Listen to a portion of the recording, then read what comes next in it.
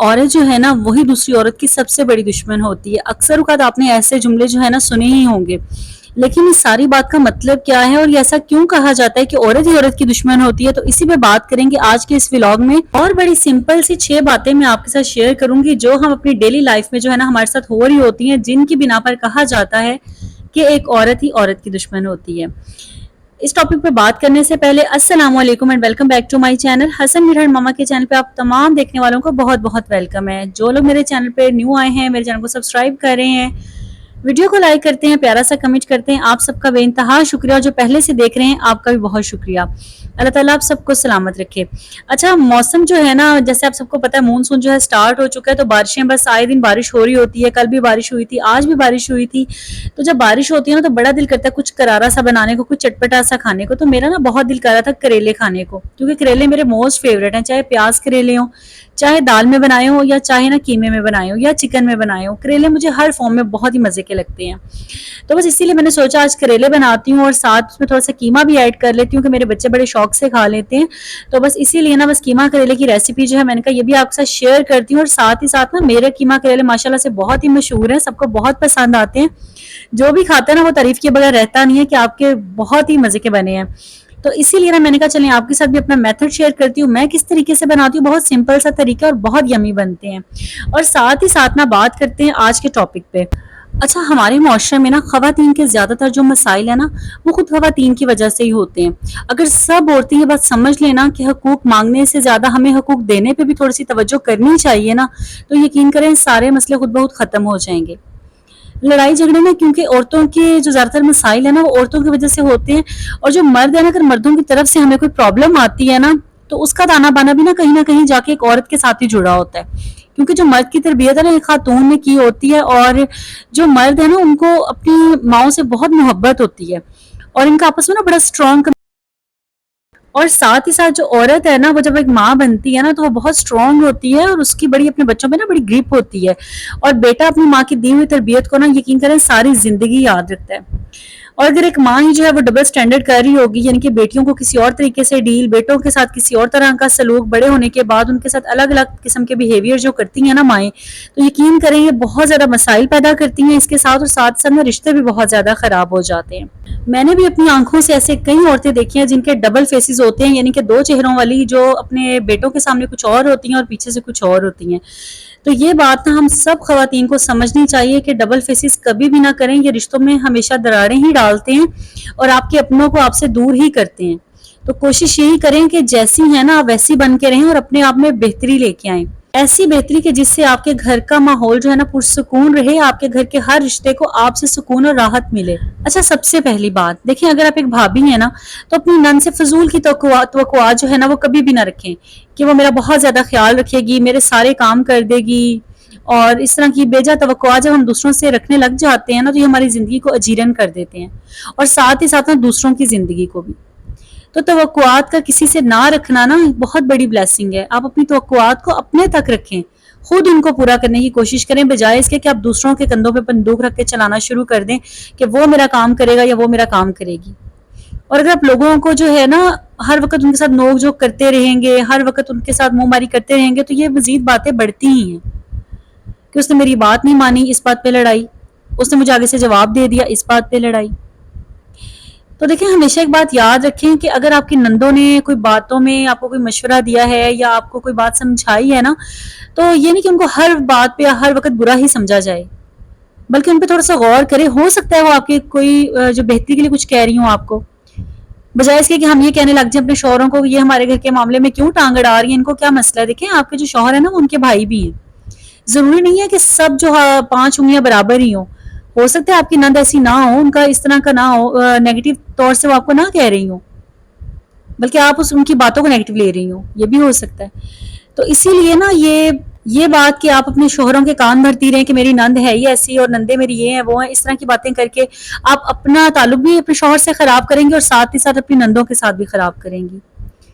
تو ایسے معاملات میں بڑی سمجھداری کے ساتھ چلنا ہوتا ہے. اور ساتھ ہی ساتھ اگر آپ جو ہے نند ہے نا تو میں آپ سے بھی یہی کہنا چاہوں گی کہ اپنے بھائیوں کے کان جو ہے نا اپنی بھابھیوں کے خلاف بالکل بھی نہ بھریں، کیونکہ یہ جو آپ اگر کسی کے ساتھ کرتے ہیں نا مکہ فاتح عمل ہے، کل کو وہ آپ کے ساتھ بھی ہوگا.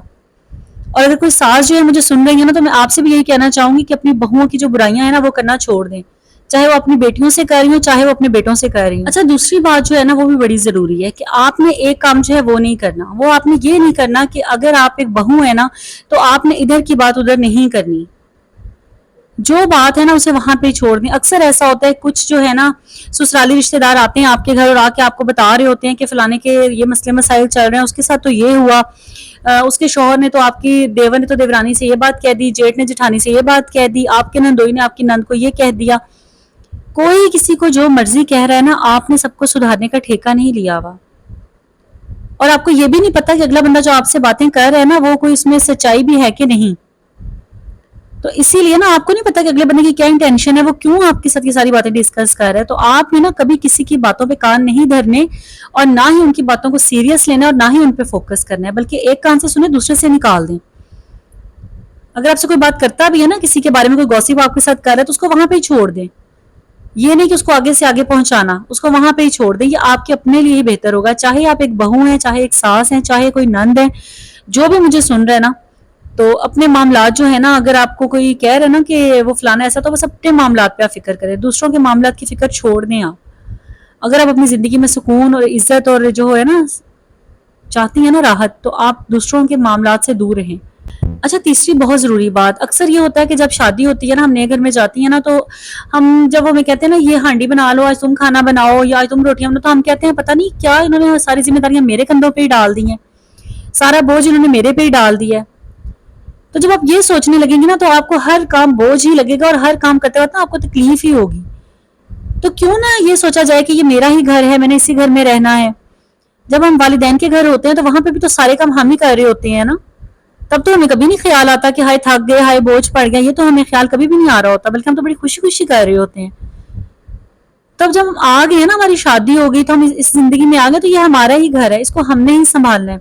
تو بجائے اپنی ذمہ داریوں کو بوجھ سمجھنے کے نا، بڑے خوش قسمت وہ لوگ ہوتے ہیں جن کو ساس سسر کا ساتھ نصیب ہوتا ہے. اور یہ ہے کہ وہ بڑی خوش نصیبی والی بات ہوتی ہے کہ آپ ان کے سائے کے تلے رہتے ہیں اور آپ کے بچے بڑا اچھا پروان چڑھتے ہیں. بس شرط یہ کہ ہر انسان جو ہے نا اپنی زندگی جی رہا ہو، یہ نہیں کہ دوسروں کی زندگیوں میں انٹرفیئر کر کے اور اپنی زندگی کے ساتھ ساتھ دوسروں کی زندگی کو بھی برباد کر رہا ہو. ایسا ماحول نہیں. اچھے ماحول میں اچھے انسان، اچھے ساس سسر، اچھا خاندان، تو یہ آپ کے لیے بہت بلیسنگ ہے. اور اگر نہیں بھی آپ کو اچھے لوگ ملے نا، تو پھر آپ یہ چھوٹی چھوٹی سی باتیں جو میں آپ کو بتا رہی ہوں نا، ان پہ عمل کر کے نا آپ اپنے سارے گھر کو خوشگوار رکھ سکتی ہیں، اپنی زندگی کو خوشگوار بنا سکتی ہیں. اچھا نمبر 4 پہ جو بات آ جاتی ہے نا، وہ یہ ہے کہ آپ نے نا بن مانگے مشورہ کسی کو نہیں دینا. کوئی اپنے گھر کے حالات جو ہے نا، اپنے گھر کے معاملات جیسے بھی چلا رہا ہے، جس طریقے سے بھی چلا رہا ہے نا، اس کو چلانے دیں.